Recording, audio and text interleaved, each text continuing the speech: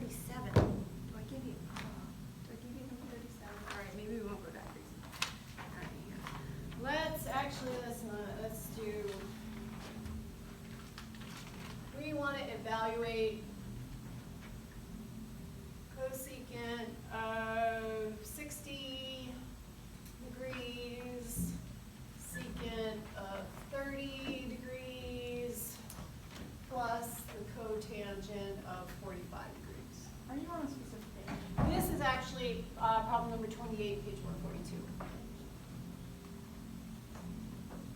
Okay. So these are going to be like the problems you're going to do for the day 2 assignment. Okay. So we're going to evaluate these specific things, and we're not going to use a calculator. Really evaluate, better wording would be find the exact value of. Anytime in this class you see the word exact, that means you're not touching the calculator. Unless you need the calculator and multiply 2 times 3, in which case you're not going to be able to do that on your test anyway. Okay, so no calculator. Okay, exact value. Okay, so first of all, let's just look at the format of this. We've got the cosecant of an angle. What's going on between the cosecant of 60 degrees and the secant of 30 operation-wise? Multiplication. Okay, so these two things are being multiplied. Okay. So we want to figure out what the cosecant of 60 degrees is. We want to figure out what the secant of 30 degrees is. We want to figure out what the cotangent of 45 is. We've got those ratios. When we figure out what this is, it's going to be some fraction. Some fraction, we're going to multiply them together. This is going to end up being a fraction. We're going to add it. Okay, so that's where we're going. Now, these are special angles. 30, 60, 90 actually create a special right triangle. And we are going, it has special ratios. We're going to use the basic one. We're going to fill it in. The other special triangle, right triangle, happens to be 45, 45, 90, which we could actually figure out without knowing. Okay, so let's go here. We're going to figure out the cotangent of 45. So what we're going to get used to is draw yourself a grid. Not that you have to do it in this section, but I want to say in the next section, when we figure out what the cotangent of 215 degrees is, we're going to need to draw it on a grid. Okay, so draw it on the grid. And just like we had talked about the very first day, we have 45 degrees. We're going to rotate which direction? Counterclockwise, clockwise? Counterclockwise, we're going to rotate the positive direction from the positive x-axis. So here's our 45-degree angle. Okay, we're going to make a right triangle, so we're going to draw them perpendicular. Okay, so what do you know? If this is 45, this is 90, that makes this upper angle 45. And since both of these angles are 45, what do you either know based on a geometry theorem or intuitively know that these two side lengths have to be equal? Easiest thing to call it is 1. All right, so if we let this side be 1 and this side be 1, how can I figure out what the hypotenuse length is? A squared plus b squared equals c Pythagorean squared. theorem. 1 squared plus 1 squared equals c squared. So we get the square root of 2. Okay, this is the basic 45, 45, 90 ratio relationship. Okay, We could have called this 5, we could have called this 5, and this, when we did the Pythagorean theorem, we'd get 5 root 2. If you remember doing these relationships in a previous math class, probably in high school, you had to figure out the sides and you were given 1. With a 45, 49, 90, you could actually figure out all sides if you knew one of them. With 30, 60, 90, same thing actually.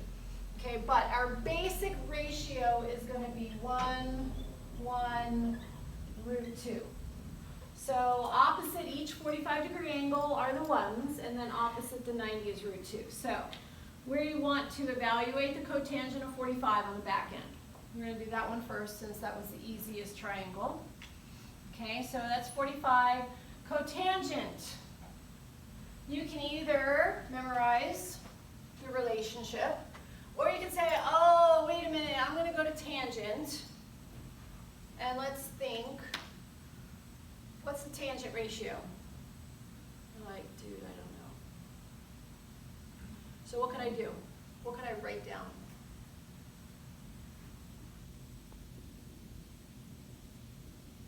Opposite over adjacent. We could write down SOHCAHTOA. So tangent is opposite over adjacent. I'm being lazy, I didn't write an angle there. So if tangent's opposite over adjacent, what is cotangent? Adjacent over hypotenuse. Whoops, what am I talking about? Not hypotenuse. I was just testing you. Okay. Adjacent over opposite. Oh, you know what's so cool about this? Does it really matter? Okay, yes, it does, but technically no. All right, 45. So we're going to take our 45-degree angle. We're always going to focus on the one where the vertex is at the origin. We're not really going to look at that one very much. In fact, after about a week, I'm not even going to label that one anymore. Okay. 30, 60, 90, sometimes it helps. Okay, so 45. Adjacent is 1. Opposite is 1. So we've got 1 over 1, which means the cotangent of 45 is 1. Easy? All right. So we figured out the last part of that. We know that whatever we get for this product, we're going to add 1 to it. All right. 30, 60, 90. Let's see. We need a 30-degree angle.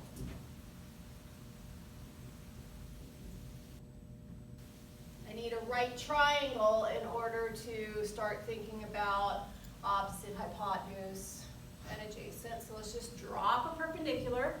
We are always going to drop perpendiculars to the x-axis.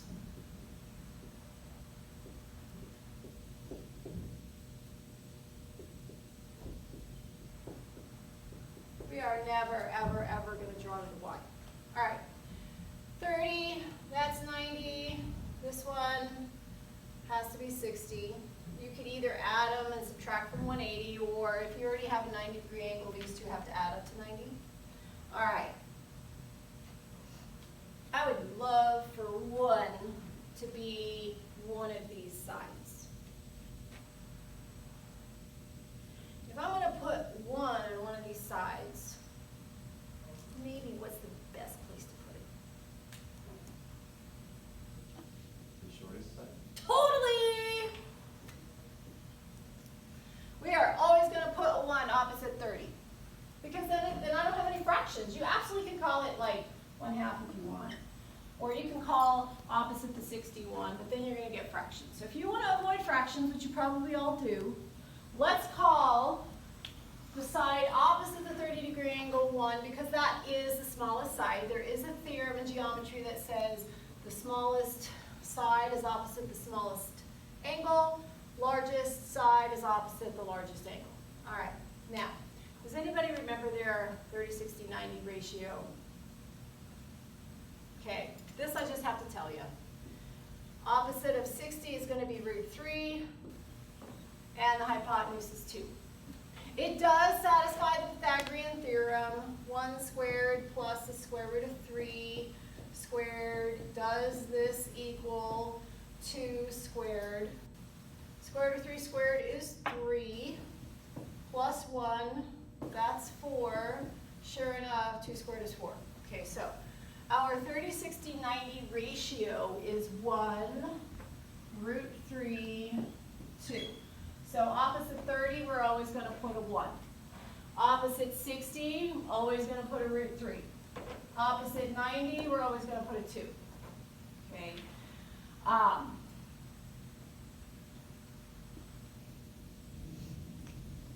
Questions?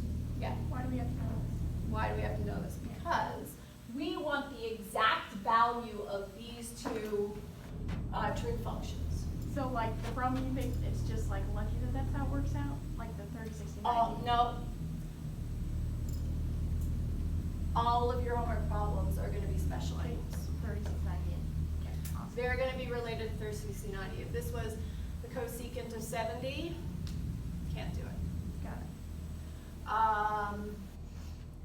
We can, and I want to say it's probably in the next section, we're going to look at angles that can be related to 30, 60, 90 triangles and 45, 45, 90. Like 215 we can figure out because of a certain thing we'll talk about. But you're not going to have to figure out like a 10-degree angle because we don't have, not that I know of, there's a nice ratio relationship for all 3 sides. There are nice triangles that have nice side lengths. Like yesterday I asked, what's a nice basic Pythagorean triple? 3, 4, 5 is totally nice, but the angle measures for those decimals. I mean, infinite decimals, they don't stop.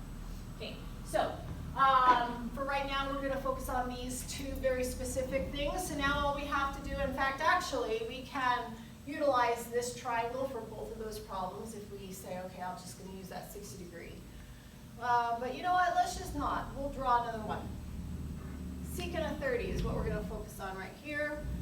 So that is in green. We'll underline it in green. Secant. Oh, secant. Is secant related to sine or is secant related to cosine? Cosine. Cosine.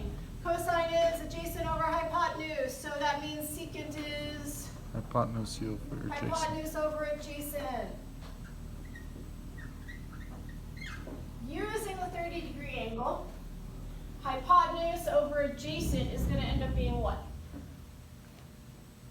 2 over square root of 3. Yes, 2 over the square root of 3? All right, 2 over the square root of 3. And we're going to do a red picture for this one, and it's going to have to get multiplied. Cosecant goes with sine or cosine? Sine. Be careful. Cosecant goes with Sine. sine. Sine is opposite over hypotenuse, so cosecant is hypotenuse over opposite. All right, we're going to draw a new triangle. You absolutely could use this one, but we're just going to get practiced. All right, 60-degree angle. Starting from the positive x-axis, rotate 60 degrees. Now what? Vertical to Right. axis. Drop your perpendicular. If you want, go ahead and label this one 30. It's totally fine. Now we're going to label it 1 root 3, 2. Where's the 1 go? It's not. X-axis. Opposite the 30. Opposite the 30. So let's put it in. Opposite the 60 goes Square root of 3. square root of 3. Hypotenuse is 2. 2. Fabulous. Same exact thing, just a different position. All right, so we already know that we're looking for cosecant. We figured out cosecant is hypotenuse over opposite. Here's my 60, hypotenuse and opposite. So 2 over square root of 3. I probably should do that in red.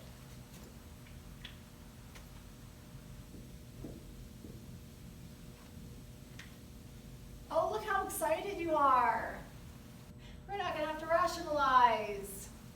Because we got 2 over the square root of 3, and we're multiplying it by 2 over the square root of 3. So we end up with 4/3. 4/3, right? So let's erase this. 4/3 plus 1. Let's make that 1 3/3. And 4/3 and 3/3 is 7/3. 7/3. If you want to write 1 4/3, you absolutely could, I suppose. It's kind of lame, but fine. If you wanted to write 1 1/3 or 2 1/3, you could. I like improper fractions, so just leave the 7/3. You may not say 1.3 because 7/3, or excuse me, 2.3. Okay, it's not 2.3. If you really wanted to write 2.3 repeating, sure, fine. Okay, but just leave it as 7/3. All right, how's that? Is that good? Okay. All your problems are going to be pretty much the same thing, except you might have radians. You might have something with a square on it. In fact,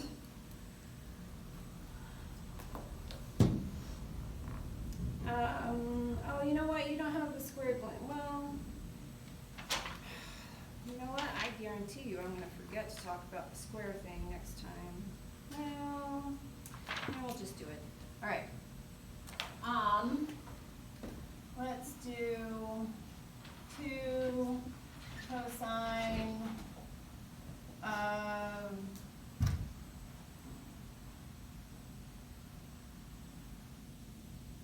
it doesn't matter here. Pi over 3 plus sine squared of pi over 4. Okay. Notation. Okay, you will see this in 2.4 or 2.3, but I have a feeling I'm going to forget to talk about it. And since I'm thinking about it now, we're going to talk about it now so that next week you're going to be fine with it. Okay, this right here means the sine of pi over 4 squared. So order of operations says evaluate the sine of pi over 4 and square that ratio value. Okay, we're not going to square the angle or anything goofy like that. So that's what that means. Honestly, I say mathematicians are lazy, so they come up with notation that they won't have to, you know, write so many things. If you wrote this,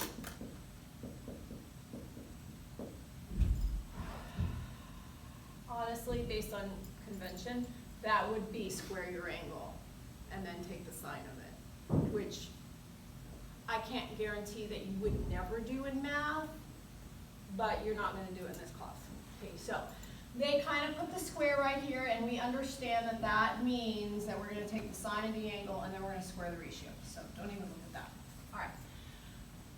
How much do you love pi over 3 and pi over 4? Not. I know you are. All right, again, practice.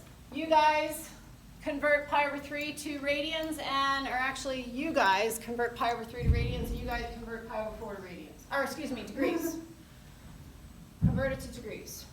It's 60 degrees. Huh? 60. Shh. Sorry.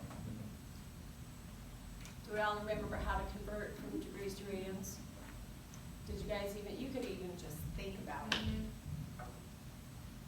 All right, so what's pi over 4? 45. Totally. Sine squared of 45. And what did you say this was? 60. 60. This is 2 times the cosine of 60 degrees. Same thing. Order of operations is you're going to evaluate the cosine of 60, get that ratio, and then multiply it by 2. Okay, so we actually have a 45-degree triangle over there with our side ratios. We have a 60-degree triangle. If you want to look at the red one, why don't you guys take a minute and, oh, I lost my plus sign. Work on plugging in your ratio values.